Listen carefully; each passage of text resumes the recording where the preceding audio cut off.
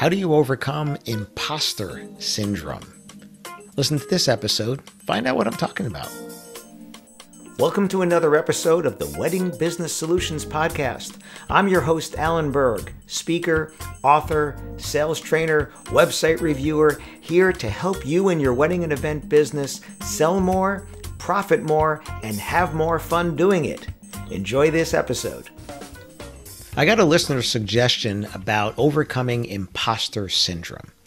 Now, if you don't know what that is, it's defined as, loosely defined according to Google, as doubting your abilities and feeling like a fraud. It disproportionately affects high-achieving people who find it difficult to accept their accomplishments. Many question whether they're deserving of accolades.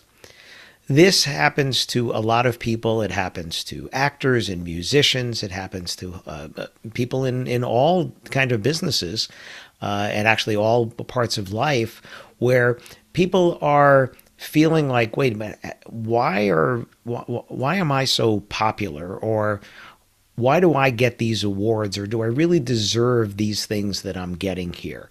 And that's what imposter syndrome is. It's actually, from what I've heard and read about, it's actually a good thing, because the opposite of that is people who are trying to say that they deserve the accolades or trying to get the attention, but they haven't done the work and they haven't done the things to try to really prove that they deserve to be where they are.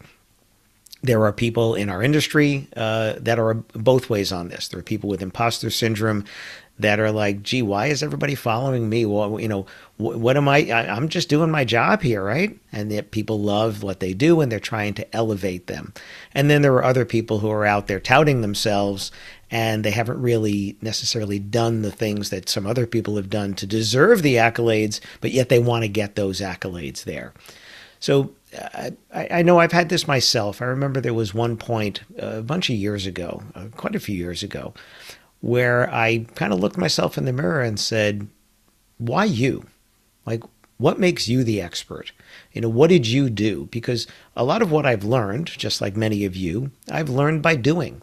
I've learned by making mistakes. I've learned by trying things, and sometimes they work and sometimes they don't.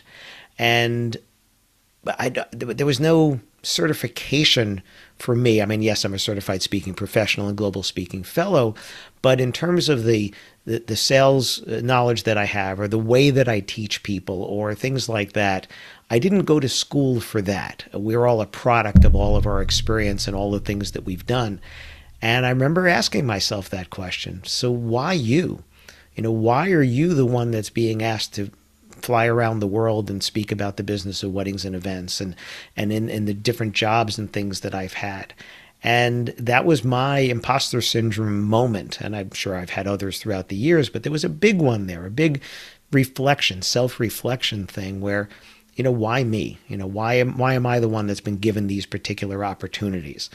And of course, we're not just given these opportunities, we earn the opportunities because we are in the right place with the right experience and the right skills to do whatever that is.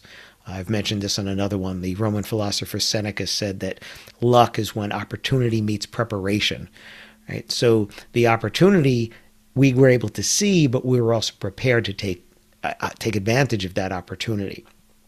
Imposter syndrome is when you have that moment of self-reflection like I've had, which is, why me? Why am I the one here?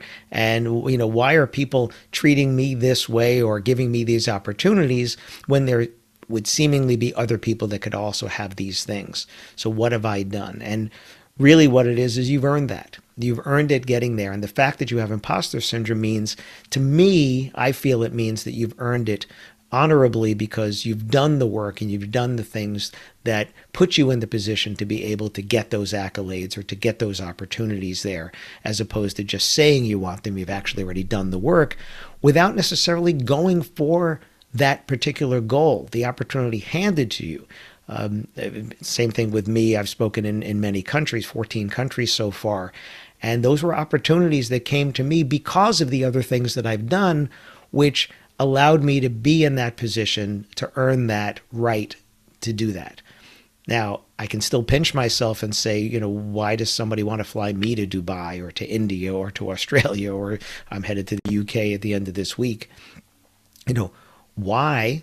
Well, I was in the right place at the right time, maybe, but I also have done the work to be there. So I've accepted that. I don't have the imposter syndrome in that way, but I also don't have the celebrity.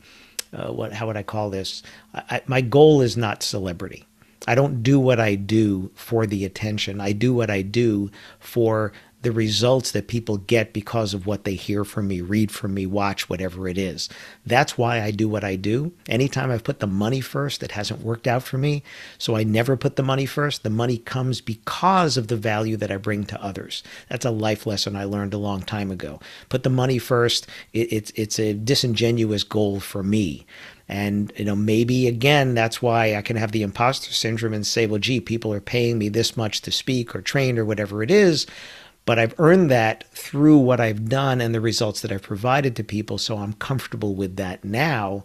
And I got over that moment, which might have been a moment, a day, a week, a month, whatever it was, of imposter syndrome, wondering, well, how did I get here? What did I do to deserve this? That's what imposter syndrome is. So getting over that, I would say, if you focus on the value you're bringing to other people, if you're bringing high value to other people and they're satisfied with those results and they're paying you fairly because of that, and you're satisfied with what you're getting paid, be comfortable with that and understand you're not an imposter if you're bringing value to other people that way.